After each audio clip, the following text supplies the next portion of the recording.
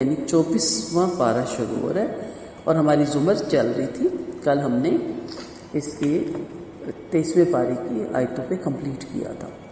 آج ہماری 32 نمبر آیت زمر کی انشاءاللہ ہم وہ پڑھیں گے. اعوذ باللہ من الشیطان الرجیم. بسم اللہ الرحمن الرحیم. فمن اظلم ممن کذب علی اللہ وکذب بالصدق اذ جاءہ الیس فی جہنم مثوی للکافرین. اس سے بڑا ظالم کون ہوگا جس نے اللہ پر جھوٹ بولا اور اپنے پاس سچائی آ جانے کے بعد اسے جھٹلایا. کیا کافروں کا جہنم میں ٹھکانہ نہیں؟ اور جو صداقت لے کر آئے اور اس کی تصدیق کی وہی متقی ہیں، ان کے لیے ان کے رب کے پاس وہ سب کچھ ہے جسے وہ چاہیں گے. یہی مخلصوں کا صلہ ہے تاکہ اللہ ان سے ان کے برے عمل مٹا دے اور ان کے نیک عملوں کا بہترین اجر عطا فرمائے. صداقت لانے والوں سے کیا مراد ہے؟ صداقت لے کر آنے والے رحمت العالمین صلی اللہ علیہ وسلم یا جبرائیل علیہ السلام ہیں. انہوں نے صداقت مان لی، یعنی رحمت العالمین صلی اللہ علیہ وسلم کو اللہ کا رسول مان لیا، یا جنہوں نے کلمہ شہادت کا اقرار کیا. صداقت لانے والے انبیاء بھی ہیں اور ان کی تصدیق کرنے والے اور ان کو ماننے والے مسلمان قیامت کے دن کہیں گے یہی وہ قرآن ہے جو ہمیں دیا گیا تھا اور ہم جس کے احکامات پر عمل پیرا تھے. یہ معنی عام ہے اور ہر مسلمان کو اس میں شامل ہے، کیونکہ قرآن ہر مسلمان کے نزدیک سراپا صداقت ہے اور وہ اس کے احکامات پر عمل پیرا بھی ہے. اس میں اللہ کے نبی بھی داخل ہیں. آپ بھی قرآن لانے والے، قرآن کی تصدیق کرنے والے اور احکام قرآن پر عمل کروانے والے، اور تمام مسلمانوں کا بھی یہی حال ہے. سب کا اللہ پر، فرشتوں پر، کتابوں پر اور رسولوں پر ایمان ہے. اور کیا اس کی بتایا اس کا رزلٹ کیا؟ اللہ تعالیٰ نے ایسے لوگوں کو کہا کہ یہی لوگ متقی ہیں. ابن عباس رضی اللہ عنہ کہتے ہیں یعنی شرک سے بچنے والے یہی لوگ ہیں. ان کا جو ہے اجر بہت زیادہ ہے. اللہ کے نزدیک یہ بہت سی نعمتوں کے مستحق ہے. الیس اللہ بکاف عبدہ ویخففونک بالذین من دونہ ومن یضلل اللہ فما لہ من ہاد. کیا اللہ اپنے بندوں کو کافی نہیں؟ لوگ آپ کو اس کے سوا دوسروں سے ڈرا رہے ہیں. جسے اللہ گمراہ کرنے سے کون سیدھی راہ پہ لا سکتا ہے؟ کوئی اسے سیدھی راہ پہ لانے والا نہیں. جسے سیدھی راہ پہ لے آئے اللہ، اسے کوئی راہ سے بھٹکانے والا نہیں. کہ اللہ سب پر غالب و بدلہ لینے والا نہیں؟ اگر آپ ان سے پوچھیں کہ آسمان و زمین کس نے بنائی تو یہ اللہ تعالیٰ کو بتائیں گے. آپ ان سے پوچھیں کہ بتاؤ تو صحیح، تم جنہیں اللہ کو چھوڑ کر پکار رہے ہو، اگر اللہ تعالیٰ مجھے تکلیف دینا چاہے تو کیا یہ اس کی لائی ہوئی تکلیف دور کر سکتے ہیں؟ یا اگر اللہ مجھے پہ رحم کرنا چاہے تو کیا اس رحمت کو یہ روک سکتے ہیں؟ آپ فرما دیں مجھے اللہ کافی ہے اور بھروسہ کرنے والے اسی پر بھروسہ کرتے ہیں. آپ فرما دیں اے قوم تم اپنے طریقے پر عمل کرتے رہو اور میں بھی عمل کر رہا ہوں. ان قریب معلوم ہو جائے گا کہ کیسے عذاب آ کر رسوا کرتا ہے اور کس پر نہ ہٹنے والا عذاب اترتا ہے. سو عبادت گزاروں کے لیے اللہ کافی ہوتا ہے، جو اس کی عبادت کرتے ہیں، اسی پہ بھروسہ رکھتے ہیں. رحمت العالمین صلی اللہ علیہ وسلم نے فرمایا جسے نعمت اسلام نصیب ہوئی اور برابر برابر روزی مل رہی ہو اور اس پر وہ قانع ہو یعنی قناعت کرتا ہو، اور وہی فلاح والا ہے. تو اللہ تعالیٰ ہمیں اس میں شامل کرے. اللہ ہمیں ایسی لوگ کو ولی اوصاف اپنانے کا توفیق دے. ایک دفعہ رحمت العالمین صلی اللہ علیہ وسلم نے ابن عباس رضی اللہ عنہ سے فرمایا بیٹا اللہ کے دین کی حفاظت کر، اللہ تیری حفاظت کرے گا، اور اللہ کے احکام کی پابندی کر تو اللہ کو اپنے پاس پائے گا، اللہ تیری مدد کرے گا. عیش کی حالت میں اللہ کو پہچان اور تجھے نازک اوقات میں وہ تجھے پہچانے گا. اگر کچھ مانگنا ہو تو اللہ سے مانگ اور مدد کی ضرورت ہو تو اللہ سے مدد مانگ. یقین مان اگر تمام دنیا تجھے نقصان پہنچانے پر متفق ہو جائے مگر اللہ کو منظور نہ ہو تو کوئی تیرا بال بھی بھیگا نہیں کر سکتا. اور اگر سب مل کر تجھے فائدہ پہنچانا چاہے جو اللہ نے تیرے لیے لکھا ہے نہ لکھا ہو تو تجھے ذرا برابر بھی فائدہ نہیں پہنچا سکتے. کتابیں خشک ہو گئی، قلم اٹھا لیے کہ اللہ ہی کے لیے یقین اور شکر کے ساتھ عمل کر اور یقین مان کے تکلیف پر صبر کرنے سے بڑی بڑی برکتیں حاصل ہوتی ہیں. اللہ کی مدد صبر ہی پر موقوف ہے، آرام بے چینی کے ساتھ ہے اور ہر سختی کے ساتھ آسانی ہے. اور پھر فرمایا ایسے نازک دور میں آپ یہ فرما دیں کہ مجھے اللہ کافی ہے، اسی پر میرا اور تمام مسلمانوں کا بھروسہ ہے. انشاءاللہ ہمیں بھی اللہ تعالیٰ ہی کافی ہے. انا انزلنا الیک الکتاب للناس بالحق فمن اهتدى فلنفسه ومن ضل فانما يضل علیہا وما انت علیہم بوکیل. ہم نے لوگوں کے لیے آپ پر ایک سچی کتاب اتاری، پھر جو راہ پر آ جائیں گے اس کا فائدہ انہی کو پہنچے گا، اور جو گمراہ ہو جائیں گے اس کا وبال بھی اسی پہ پڑے گا۔ آپ ان پر مسلط نہیں کیے گئے، اللہ ہی موت کے وقت جانیں قبض کرتا ہے، اور جو نہیں مرتے ان کی جانیں نیند کے وقت قبض کر لیتا ہے، پھر انہیں روک لیتا ہے جن پر موت کا فیصلہ ہو چکا ہو، اور دوسری جانوں کو ایک مقررہ مدت تک کے لیے چھوڑ دیتا ہے۔ یقیناً غور کرنے والوں کے لیے اس میں بڑی بڑی نشانیاں ہیں۔ کیا بڑی بڑی نشانیاں ہیں کہ آپ سوچیں کہ انسان جب موت سے ہمکنار ہوگا تو اسی طرح اس کو پتہ ہی نہیں ہوگا کہ میں کہاں پڑا ہوں، کون مجھے اٹھا رہا ہے، کون مجھے لٹا رہا ہے، کون میرے کپڑے اتار رہا ہے، کون مجھے غسل دے رہا ہے۔ یعنی موت ایسی چیز ہے کہ انسان کو بے بس کر کے رکھ دیتی ہے، اور انسان ہر چیز میں بے بسی محسوس کرتا ہے۔ اسی طرح نیند بھی ایسی چیز ہے کہ جب انسان سو جاتا ہے، گہری نیند میں چلا جاتا ہے، تو اسے پتہ ہی نہیں ہوتا اس کے ہاتھ کدھر ہیں، پاؤں کدھر ہیں، منہ کھول کے سویا ہوا ہے یا بند کر کے سویا ہوا ہے۔ تو اللہ تعالیٰ کہہ رہے ہیں کہ مرنے کے بعد جی اٹھنے پہ حیران ہوتے ہو، کبھی دیکھا ہے کہ سونے کے بعد کیسے جی اٹھتے ہو؟ جس طرح تم سونے کے بعد جی اٹھتے ہو اور اٹھ کے دیکھتے ہو کیا ٹائم ہوا، اچھا میں اتنی دیر سو گیا، یہی مرنے کا حال ہے۔ مرنے کے بعد بھی جی اٹھیں گے اور انسان سوچے گا اچھا میں مر گیا تھا اور میں آج اٹھایا گیا۔ تو اس لیے یہاں پہ خاص طور پہ بتایا گیا کہ اس کو نیند کی دوسری بہن کہا گیا۔ سونے کے طریقے کے بارے میں نبی کریم صلی اللہ علیہ وسلم نے فرمایا جب کوئی سونے کا ارادہ کرے تو اپنے بستر کو جھاڑ لے، کیونکہ اسے معلوم نہیں کہ بستر پر کیا پڑا ہوا ہے، اور پھر سونے کی دعا ضرور پڑھے، آپ سب کو آتی ہے الحمدللہ۔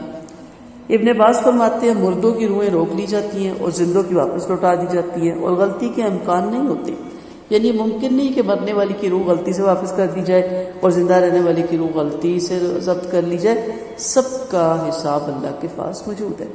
کہ مشرکوں نے اللہ کو چھوڑ کر اپنے سفارشی بنا لیا، آپ پوچھے کچے کسی چیز پر قادر نہ اور عقل نہ والے ہوں، آپ فرماتے سفارش کا پورا اختیار اللہ ہی کو، ایسی کی زمین و اسمان پر بادشاہت ہے، پھر تم اسی کے پاس لوٹ کر جاؤ گے۔ اب جب صرف اللہ کا ذکر کیا جاتا ہے جن کا آخرت پر ایمان نہیں، ان کے دل سکڑنے لگتے ہیں، اور جب ان کے علاوہ اوروں کا ذکر کیا جاتا ہے تو فوراً وہ کھل اٹھتے ہیں۔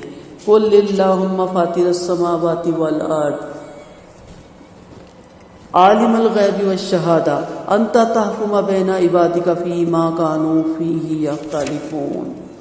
آپ فرما دیں اللہ، اے آسمان و زمین کے پیدا کرنے والے، اے چھپی کھلی باتوں کو جاننے والے، تو ہی اپنے بندوں میں ان کے اختلاف میں فیصلہ کرے گا۔ اگر ظالموں کے پاس زمین بھر کی دولت اور اس جیسی دولت ہو تو قیامت کے دن کے برے عذاب سے جان چھڑانے کے لیے فدیے میں سے پیش کرنے لگے، اور جس کا انہیں گمان بھی نہ تھا وہ ان کے لیے اللہ کی طرف سے ظاہر ہو جائے گا، اور ان کی کمائیوں کی برائیاں ان پر ظاہر ہو جائیں گی، اور انہیں وہ عذاب آ گھیرے گا جس کا وہ مذاق اڑایا کرتے تھے۔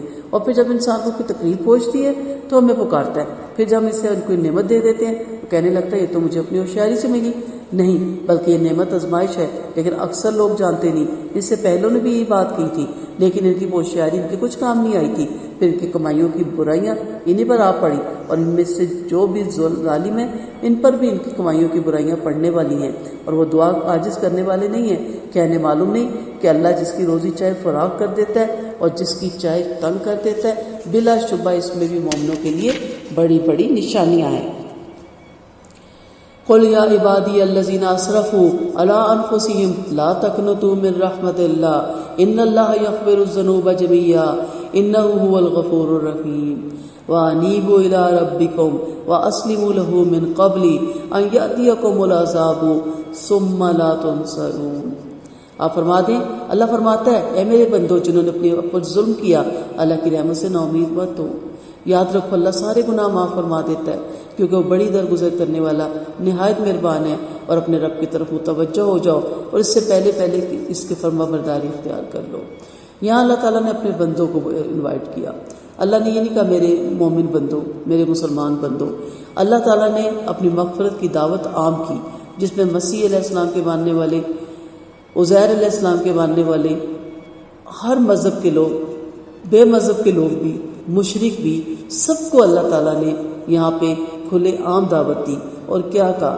جس نے بھی اپنی جان پہ ظلم کر لیا، کسی قسم کا بھی اسراف کر لیا، کسی بھی گناہوں میں وہ حد سے بڑھ گیا، اسراف ہوتا نا حد سے باہر نکل جانا، لیکن اس سے اللہ کی رحمت سے نا امید نہ کیا جائے، جس لمحے اللہ اس کو ہدایت نصیب کرتا ہے، جس لمحے وہ اپنے رب سے توبہ کرتا ہے، جس لمحے وہ پلٹ آتا ہے، اللہ اسی لمحے اس کو معاف فرما دیتا ہے۔ سو ہمارا کام ہے لوگوں میں اللہ کے غفور و رحیم ہونے کو بتانا، نہ کہ اللہ کے شدید العقاب کہہ کے کسی کو ڈرانا۔ آپ صلی اللہ علیہ وسلم نے بھی فرمایا نا کہ آسانیاں پیدا کرو، تنگیاں پیدا مت کرو۔ دین میں تنگی نہیں ہے، میرا رب ہر وقت معاف کرنے کے لیے اپنا دامن پھیلائے رہتا ہے۔ اس لیے بڑے سے بڑے گناہ، بڑے سے بڑے گندے عقیدے، بڑے سے بڑے کام، وہ بھی اس کی رحمت کے آگے کچھ بھی نہیں ہے۔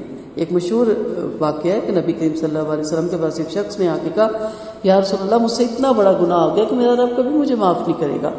آپ صلی اللہ علیہ وسلم نے کہا کتنا بڑا؟ کہا اتنا بڑا کہ اگر میں آپ کو بتا دوں تو آپ بھی حیران ہو جائے۔ کہا سمندروں سے بھی بڑا؟ کہا یا رسول اللہ صلی اللہ علیہ وسلم اس سے بھی بڑا؟ کہا ہواؤں سے بھی زیادہ، کبھی پہاڑوں سے بھی زیادہ؟ آخر نبی کریم صلی اللہ علیہ وسلم نے رک کے کہا کیا اللہ کی رحمت سے بھی بڑا؟ تو اس نے کہا نہیں، اللہ کی رحمت سے بڑی کوئی چیز نہیں۔ کہا لا تقنطوا من رحمت اللہ، اللہ ہر گناہ کو معاف کرتا ہے، آپ جس حال میں بھی ہیں، جیسے بھی ہیں، اس کے بندے ہیں، اس نے آپ کو اپنا بندہ کہا ہے۔ اللہ کی رحمت سے نا امیدی کبھی نہیں کرنا چاہیے۔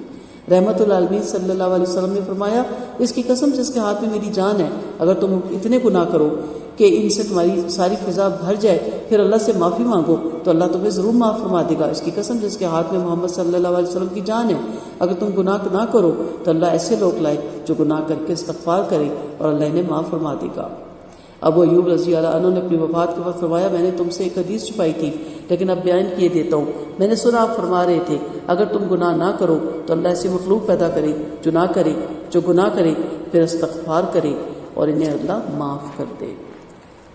معافی کی صورت کیا ہے؟ وَأَنِيبُوا إِلَىٰ رَبِّكُمْ، پلٹ آؤ اپنے رب کی طرف، وَأَسْلِمُوا، اور سر خم تسلیم کر دو اپنے رب کے آگے، من قبل، اس سے پہلے، کس سے پہلے؟ ایاتکم العذاب، عذاب کا پروانہ آ جائے، یعنی موت کا وقت آ جائے، ثم لا تنصرون، اس صورت میں آپ پھر مدد نہیں کیے جائیں گے۔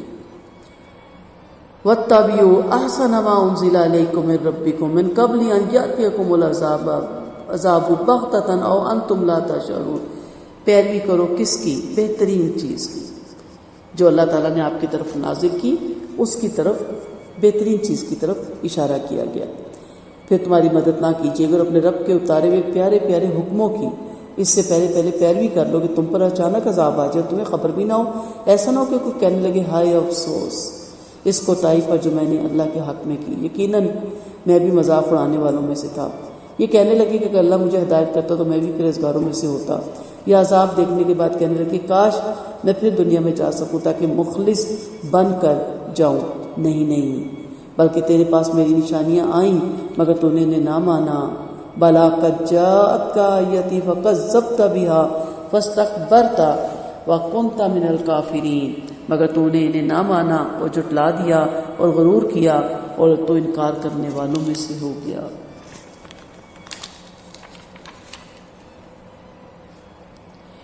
نیک عمل اور توبہ میں جلدی کرنی چاہیے۔ ان آیتوں سے ہمیں کیا پتہ چلتا ہے؟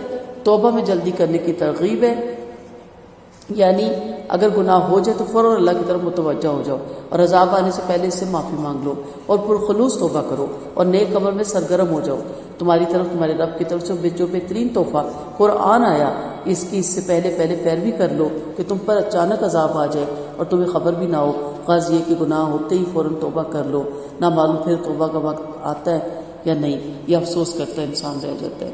یا اللہ تعالیٰ ہم تجھ سے ہر اس گناہ کی معافی مانگتے ہیں جو ہم سے جان بوجھ کے ہوئے، انجانے میں ہوئے، غفلت میں ہوئے، لاپرواہی میں ہوئے، لا علمی میں ہوئے، یا تجھے غفور رحیم سمجھ کے ہم کرتے رہے۔ یا اللہ ہم اپنے دل سے سچی توبہ کرتے ہیں، ہماری توبہ قبول فرمائیے۔ وَيَوْمَ الْقِيَامَةِ تَرَى الَّذِينَ كَذَبُوا عَلَى اللَّهِ وَجُوهُهُمْ مُسْوَدَّةٌ أَلَيْسَ فِي جَهَنَّمَ مَثْوًى لِلْمُتَكَبِّرِينَ، اور جنہوں نے اللہ پر جھوٹ بولا قیامت کے دن آپ ان کے چہرے سیاہ دیکھیں گے، کیا مغروروں کا ٹھکانہ جہنم میں نہیں ہے؟ اور اللہ پرہیزگاروں کو ان کے سابقہ کامیابی کی وجہ سے نجات دے دے گا، انہیں برائی نہیں پہنچے گی اور نہ ہی وہ غمگین ہوں گے۔ نبی کریم صلی اللہ علیہ وسلم نے فرمایا قیامت کے دن مغروروں کا حشر چونٹیوں کی طرح ہوگا، یعنی وہ چونٹیوں کی طرح چھوٹے چھوٹے نہایت حقیر ہوں گے اور حقیر ہونے کی وجہ سے ہر چیز ان پر چڑھ جائے گی۔ پھر آگ کے قید خانے یعنی وادی بولس میں جا کر آگوں کی آگ میں بند کر دیا جائے گا، اور انہیں پینے کو جہنمیوں کے زخموں کا دھواں اور دھوبن ملے گا، جسے تنیت الخبال کہا جاتا ہے۔ استغفر اللہ، استغفر اللہ۔ اللہ تعالیٰ ہم سب کو اس دن سے محفوظ رکھے۔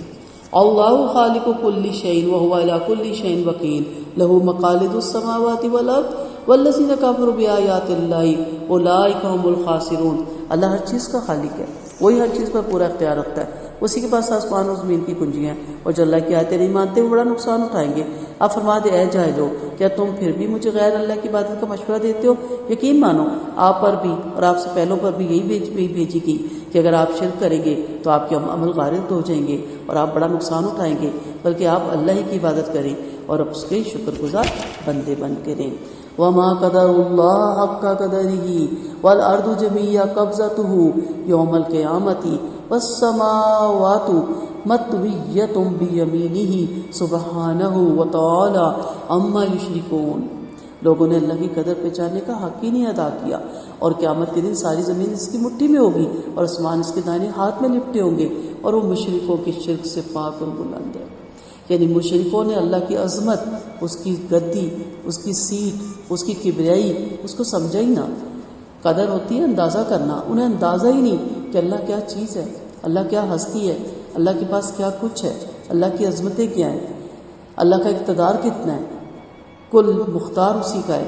اور نہ قدروں نے اللہ کا مرتبہ جانا ہی نہیں، انہیں لوگوں کے ساتھ مثالیں دیتے رہے اللہ کی، اور غیروں کی عبادت میں لگے رہے، انسانوں کو اپنے جیسے انسانوں کو پوجتے رہے، اور انسانوں سے ہٹ کے پھر جانوروں کو بھی سجدہ کرتے رہے، پتھروں کو سجدہ کرتے رہے، درختوں کو پوچا اور ولی مانتے رہے، حالانکہ وہ سب سے بڑا ہے جس کے اوپر کوئی نہیں، وہ ہر چیز پر قادر ہے جس کے اوپر کوئی قادر نہیں۔ دنیا کی ہر چیز اس کی تقدیر اور قدرت کے دائرے میں بند ہے۔ کہا جاتا ہے یہ آیت قریش کے بارے میں اتری، اگر لوگ اللہ کی قدر و منزلت پہچانتے تو اس کے نبی کو نہ جھٹلاتے اور اللہ کے آگے جھکتے۔ جو اللہ کی ہمگیر قدرت کے قائل نہیں وہ سب اس آیت کے حکم میں داخل ہوتے ہیں۔ وَنُفِخَ فِي الصُّورِ فَصَعِقَ مَن فِي السَّمَاوَاتِ وَمَن فِي الْأَرْضِ إِلَّا مَن شَاءَ اللَّهُ ثُمَّ نُفِخَ فِيهِ أُخْرَىٰ فَإِذَا هُمْ قِيَامٌ يَنظُرُونَ۔ اور سور میں پھونک مار دی جائے گی کہ تمام آسمان و زمین والے بے ہوش ہو جائیں گے، مگر جسے اللہ بے ہوش نہ کرنا چاہے۔ پھر اس میں دوسری بار پھونک ماری جائے گی تو فوراً سب اٹھ کھڑے ہوں گے اور دیکھ رہے ہوں گے، اور زمین اپنے رب کے نور سے جگمگا رہی ہوگی، اور کتاب رکھ دی جائے گی، اور نبی کو اور گواہ لائی جائیں گے، اور لوگوں میں صحیح صحیح فیصلے کر دیے جائیں گے، اور ان پر ظلم نہ کیا جائے گا، اور آج شخص کو اس کے عملوں کا پورا پورا بدلہ دیا جائے گا، اور اللہ ان کے عملوں سے خوب خبردار ہے۔ سارا ہم نے پہلے پڑھا، نفع، پہلا نفع، دوسرا نفع، تیسرا نفع، ساری ہماری یہ حدیث سے گزری۔ آج جو اس میں چیز ہے، وَأَشْرَقَتِ الْأَرْضُ بِنُورِ رَبِّهَا، جب اللہ جھگڑا چکانے کے لیے زمین پر جلوہ افروز ہوں گے تو ان کے نور سے تمام زمین پکیاں نور بن جائے گی۔ پھر لوگوں کو ان کے اعمال نامے دیے جائیں گے، انبیاء بلائے جائیں گے، انبیاء اقرار کریں گے کہ ہم نے اپنی اپنی قوموں میں تبلیغ کر دی اور کوئی کمی بیشی نہیں کی، آپ کا پیغام لوگوں تک پہنچا دیا، اور گواہوں کو یعنی اعمال نامے لکھنے والے فرشتوں کو بلایا جائے گا، اور لوگوں میں انصاف سے فیصلے کیے جائیں گے، کسی پر ظلم نہیں کیا جائے گا۔ سورۃ انبیاء میں بھی ہم قیامت کے دن انصاف کے لیے ترازو رکھیں گے، پھر کسی پر ذرا سا ظلم نہیں کیا جائے گا۔ اگر رائی کے دانے کے برابر بھی کوئی چیز ہوگی ہم اسے لے کر آئیں گے، اور یہ سب اللہ کے لیے بہت ہی آسان ہے، مشکل نہیں ہے۔ فَسِيقَ الَّذِينَ كَفَرُوا إِلَىٰ جَهَنَّمَ زُمَرًا، زمرہ گروہ کو کہتے ہیں، اور کافر جہنم کی طرف گروہ گروہ کر کر ہانکے جائیں گے۔ ہر ایک کا اپنا گروہ ہوگا، اپنے گروہ کے پیچھے ہوگا، اپنی جماعت کے پیچھے ہوگا، اپنے لیڈر کے پیچھے ہوگا۔ بے نمازیوں کا گروہ الگ، سود خوروں کا گروہ الگ، رشوت خوروں کا الگ، ظلم کرنے والوں کا الگ، زنا کاروں کا الگ، لواطت کرنے والوں کا الگ، غیبت کرنے والوں کا الگ، متکبروں کا الگ۔ کبھی سوچا کہ خدا نخواستہ ہم کن گروہوں میں کھڑے ہوں گے؟ اذا جاءه فتحت ابوابها وقال لهم خزانتها الم ياتكم رسول منكم يتلون عليكم آیات ربكم۔ کتنی خوبصورت آیتیں انسان کو ہلا دیتی ہیں کہ جب وہ جہنم کے پاس پہنچیں گے تو اس کے دروازے کھول دیے جائیں گے، اور ان سے ان کے دروغہ پوچھیں گے کیا تم میں سے تمہارے پاس رسول نہیں آئے تھے جو تمہیں تمہارے رب کی آیتیں سناتے اور تمہیں اس دن کی ملاقات سے ڈراتے؟ جاننے کے لیے رسول تو آئے تھے، مگر عذاب کی بات کافروں میں پوری ہو کر ہی رہے گی۔ کہا جائے کہ جہنم کے دروازوں میں داخل ہو جاؤ اور ہمیشہ ہمیشہ کے لیے اس میں رہو، لہٰذا مغروروں کا بدترین ٹھکانا۔ آ رہے ہیں نبی، آتے رہے نبی، اب ختم الانبیاء کے بعد، نبی کے بعد قرآن ہے، رہتی دنیا تک اس کی تبلیغ ہوگی۔ نبی کریم صلی اللہ علیہ وسلم نے فرمایا انبیاء کے وارث ان کے اہل علم ہوتے ہیں، اہل علم اپنی جانیں لگا رہے ہیں، کھپا رہے ہیں، کیا چیز مانے ہے، کیا چیز رکاوٹ ہے حق کو قبول کرنے میں؟ تکبر، غرور۔ اس تکبر کی سیٹ سے نہیں اترتے۔ کل دروغہ جہنم ایسے تنبی، ایسے شرمندگی کے لیے پوچھے گا، ہاں بولو بھائی کیا مسئلہ ہے، کوئی نہیں بتانے آیا تھا، بالکل سمجھ بوجھ نہیں رکھتے تھے، انجان تھے آپ، کیا آیا ہی نہیں تھا، کیسے انکار کریں گے؟ اور ایک اور گروہ بھی ہوگا، اللہ ہمیں اس میں شامل کرے، وَسِيقَ الَّذِينَ اتَّقَوْا رَبَّهُمْ إِلَىٰ جَنَّةٍ زُمُرًا، اور جو اپنے رب سے ڈرتے رہے انہیں گروہ جنت کی طرف لایا جائے گا۔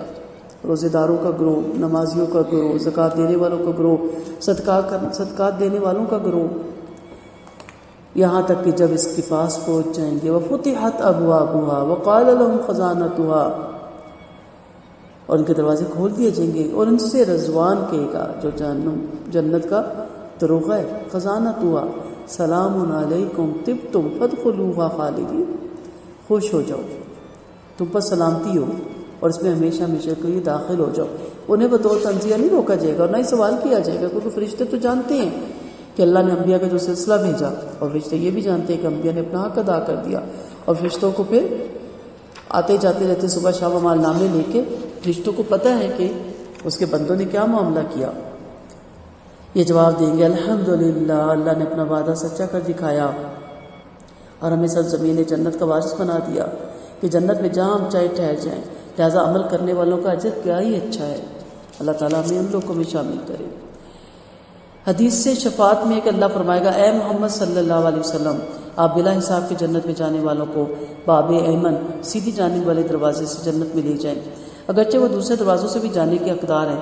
اس کی قسم جس کے ہاتھ میں محمد صلی اللہ علیہ وسلم کی جان ہے، جنت کے دروازوں کی چوکھٹوں کے درمیان اتنا فاصلہ ہے جتنا فاصلہ مکہ اور ہجر میں ہے، اور ایک روایت ہے جتنا فاصلہ مکہ اور بصرہ میں ہے۔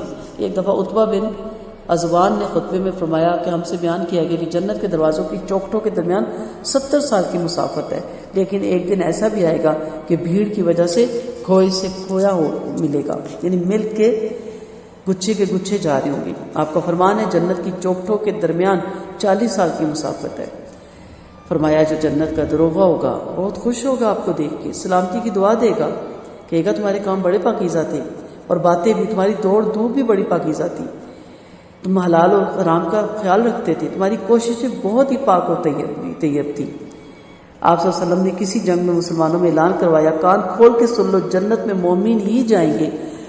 فرشتے مبارک بادیاں دیں گے کہ اب تم ہمیشہ ہمیشہ کے لیے جنت کی بہاروں میں خوشی خوشی زندگی گزارو اور انہی بہاروں میں منہ جڑاؤ، یہاں سے منتقل نہیں ہوگے۔